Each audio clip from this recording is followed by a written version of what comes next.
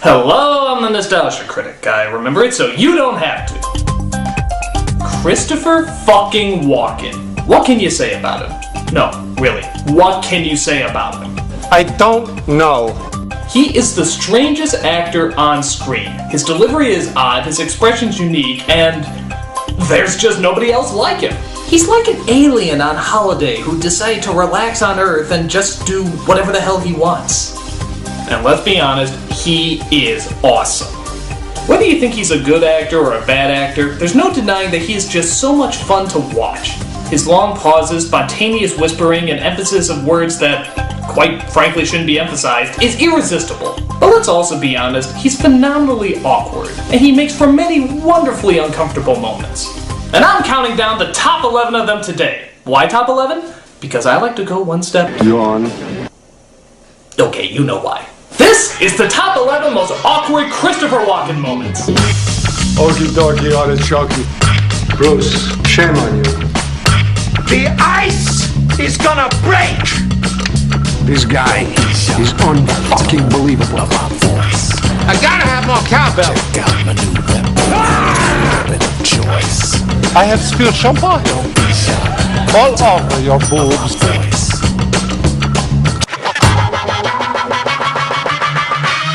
Oh boy. Number 11. The death threat from Joe Dirt. I'd like to say this is one of his stranger roles, but we still have 10 more slots to fill. In this movie, he plays a particularly strange school janitor. There's one scene where a lab experiment goes wrong and Walken is in the hallway dancing. That's strange enough, but then he just suddenly does this. What'd you say? Oh, yeah. You're talking to me all wrong. It's the wrong tone. You do it again, I'll stab you in the face with a soldering iron. Where did that come from? Why is he threatening a fire extinguisher? Did a fire extinguisher kill his dog? But then it all comes full circle, sort of, when Kid Rock enters into the scene. Hey, Dirt. I thought I told you, buddy. Nobody wants you around. Hey! You're talking to my guy all wrong. It's the wrong tone. Do it again, I'll stab you in the face with a soldering iron. Yeah, that just happened. Christopher Walken just threatened Kid Rock with a soldering iron. Holy fuck. Nobody can get away with that but Walken. Nobody. If there was a king of soldering irons, he would be it. But why was he threatening a fire extinguisher to begin with? I guess we'll never...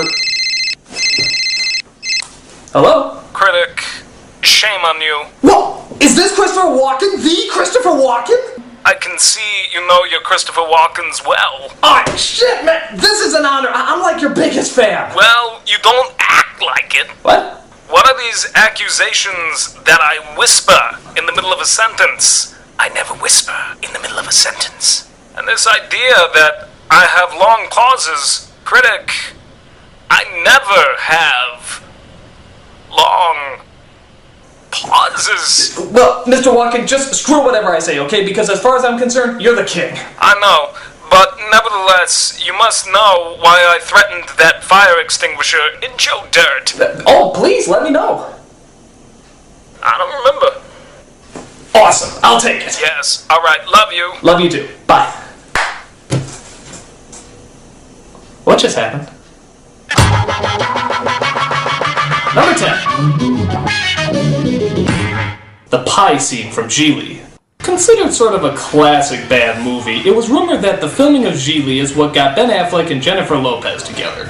And we can only assume that the viewing of Geely is what broke them up. But there is one scene where Walken comes in and delivers yet another strange and awkward scene. He's talking about some serious shit at first, and for a while it seems like it's going to be a straightforward moment. This federal prosecutor out here, the one with Starkman's testiculum matter clutched in his fist. This very federal prosecutor's little brother. Any of this sound familiar? But then... Man, you know what I'd love to do? Get me a big bowl of pie, some ice cream on it. Good. Put some on your head. Your tongue would slap your brains out trying to get to it. Interested? Sure. Again, what was that? I don't even think it was in the script. I think Walken just really wanted some pie in the middle of the scene and they decided to keep going with it. Joey, I know you're my brother, but we can't keep this going anymore. I'm sorry, I gotta have some pie. What else can you say but pie? Put some on your head. Number 9. His performance in the Ripper video game. If you watch Spoonie's videos, you know all about this, and there's no denying that Walken brings his trademark weirdness to this video game cameo. You come this close to finding out what it's like to be a human shish kebab rotating in one of our fine penal institutions. My favorite is how he fucking eats that cigar. Shouldn't you at least light it first? It's like a little boy trying to play a grown-up with his father smokes. Yeah, I smoke. I smoke all the time. Also, it's just Walken at his Walkenest. I mean, look at him. He can't stand still. No, please don't. Not the Herald. And it's got a doctor named Burton who practically invented the field. She's a real ball breaker, though. You know what it's like? It's like he's doing an impression of Christopher Walken now. Because even the real Christopher Walken wouldn't be that over the top. What do I gotta do? Write fuck off in Braille on your forehead? Get out of here. Plus, who else can actually cut their head open and act like it was just a paper cut? No! Walken's Oddities definitely makes this one of the few video games that's just as much fun to watch as it is to play. This guy is unfucking believable. Number 8. The Headless Horseman from Sleepy Hollow. This is one of those strange movies that I think was supposed to be bad, but I'm not really sure. It certainly has a lot of those Hammer horror trademarks in it, and I think that's what it was going for. I think. But either way, the funniest part of the movie is Christopher Walken as the Headless Horseman. Good God, what perfect casting is that? You see in the movie, before he got his head chopped off, he was a bloodthirsty madman who loved violence and gore. Look at his teeth. He actually has sharp teeth. How does he eat soup without biting his tongue? On top of that, he never has any dialogue. All he ever says is... How does he even communicate with people? Would being at the drive-thru be a little confusing? Taco Bell, may I take your order? That's 5 quesadillas, 2 soft tacos, and a large water. Did you want any sauce with that? Medium spicy? Alright, I'll give you 5 packets. 7 packets, I got it. Pull up for your total. Plus, I love this scene where he's almost trying to hit on the Miranda Richardson character. Talk about uncomfortable. Hey, baby. Are we, gonna do it? That's fantastic. I love the taste of human blood from a woman's mouth. So bloody. Who else could play the Headless Horseman than a man whose head we're not sure is all there? Number 7. Hello? Critic, before I go, I just wanted to leave you with some parting words. 2 mice fell into a bucket of cream. One drowned, the other struggled until he drowned. The moral of the story is don't fall into a bucket of cream. Number 7. The Abduction from Communion. This is based on the supposedly true experience of Whitley Strieber. Supposedly. Apparently Walken plays Strieber in this movie as he relives his questionable kidnapping by aliens. And it's... well, watch.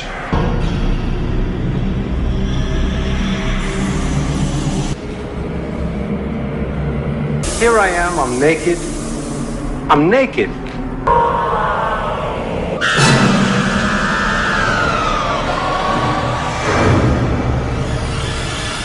This is about as silly as you can get without being intentional. You got alien puppets from Spencer's, a dissection of a Tim Burton toy, and a body probe that can probably make you sing like Sarah Brightman.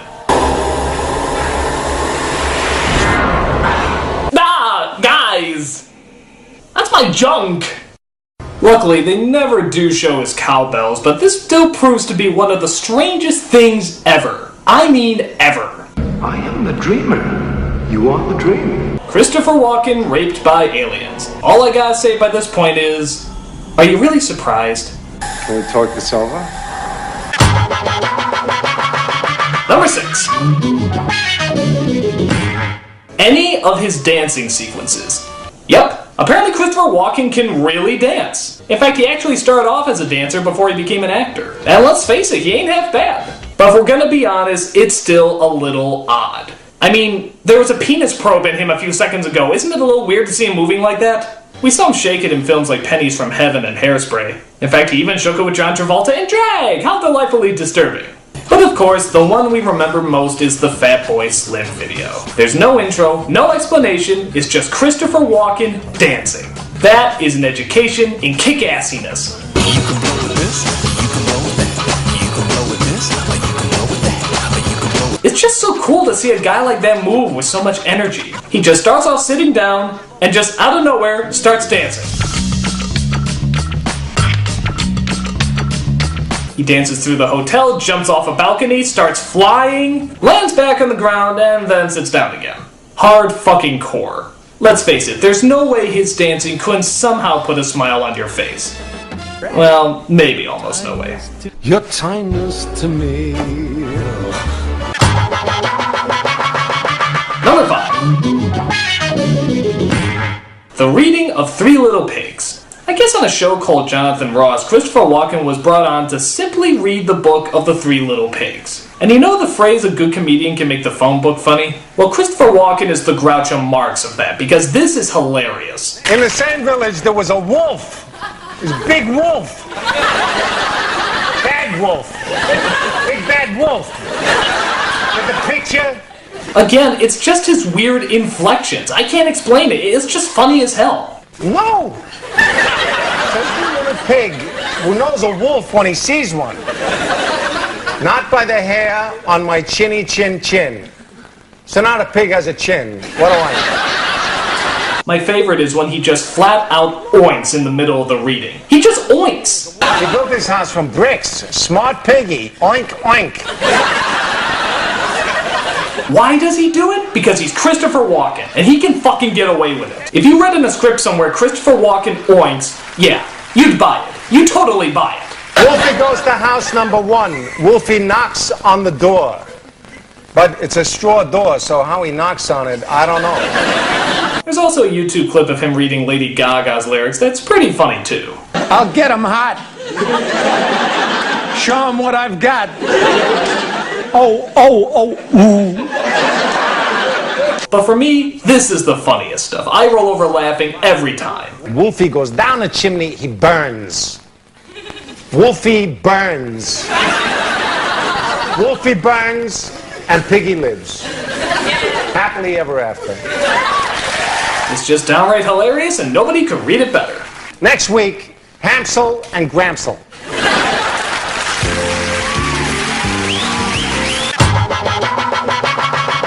Number 4. The Banker and the Country Bears.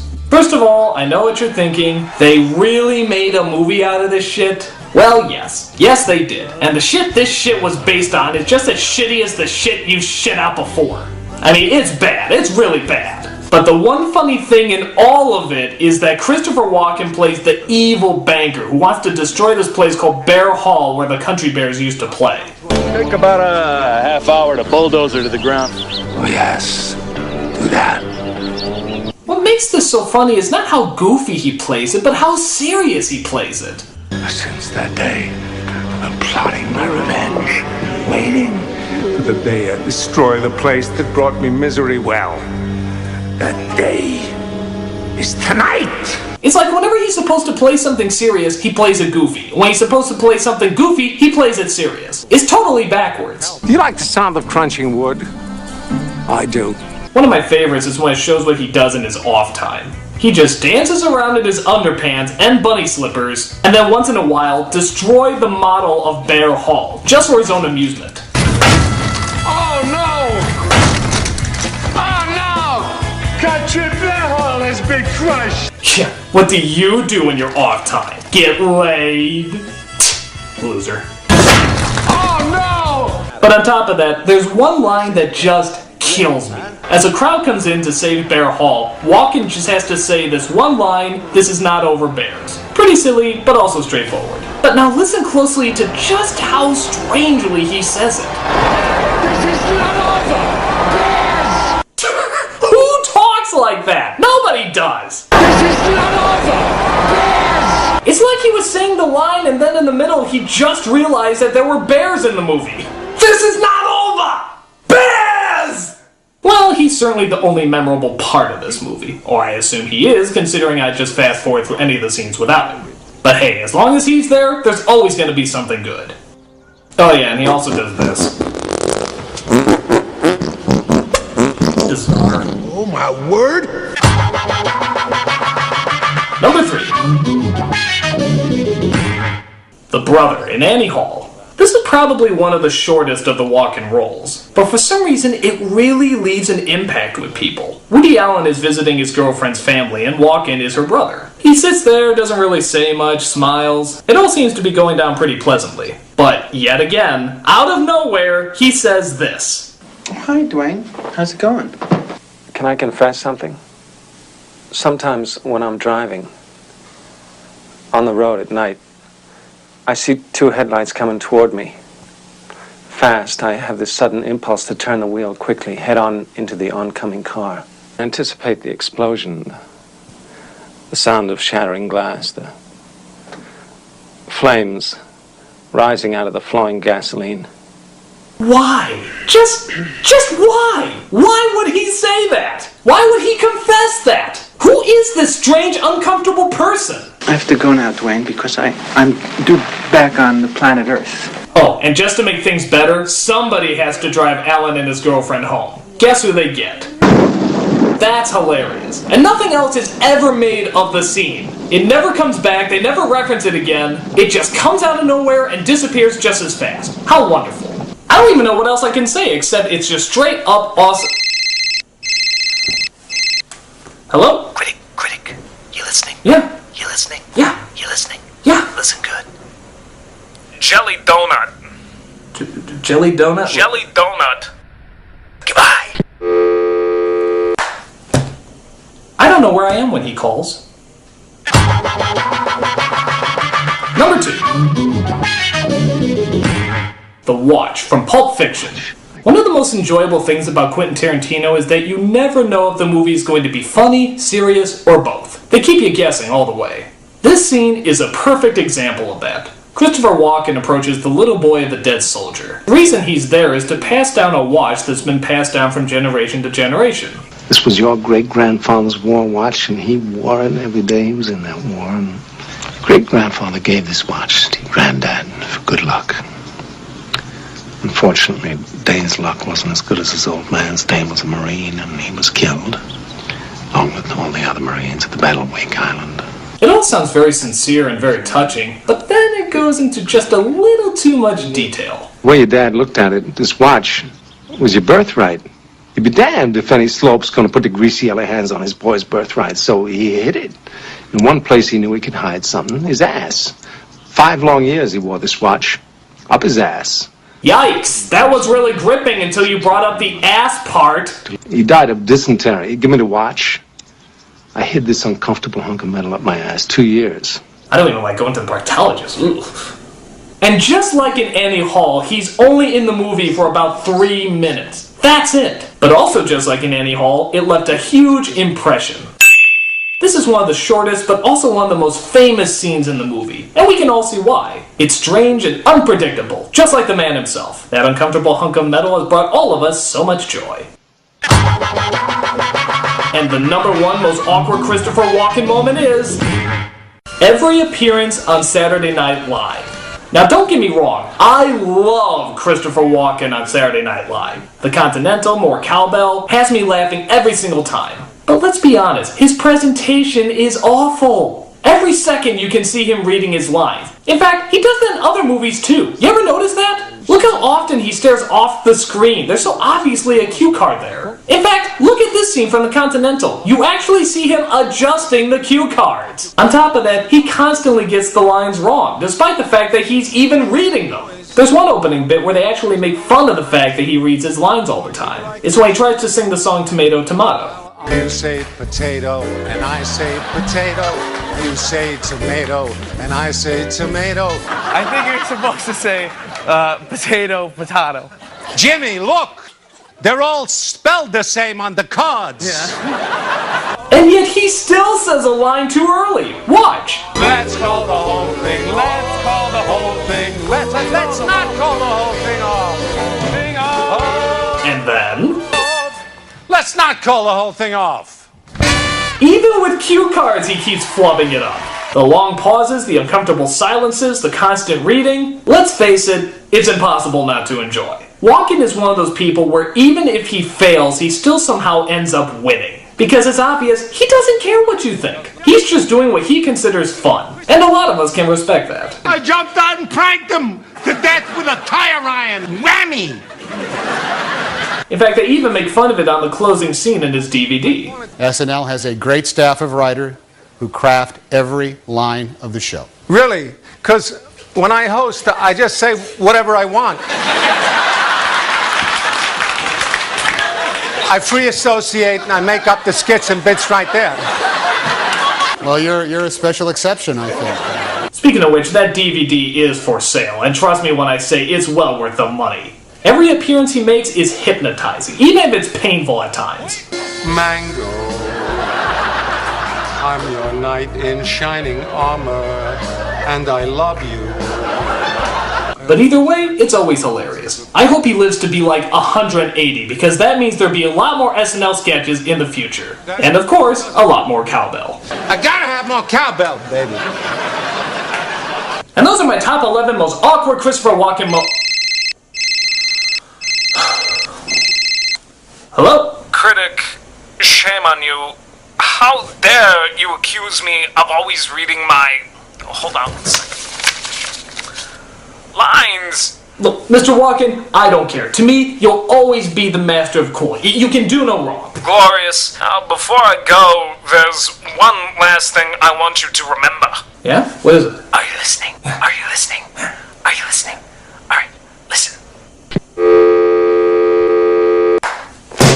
God, he's awesome. Through the hemisphere I roam to make love to the angels of light. I'll stab you in the face with a soldering iron.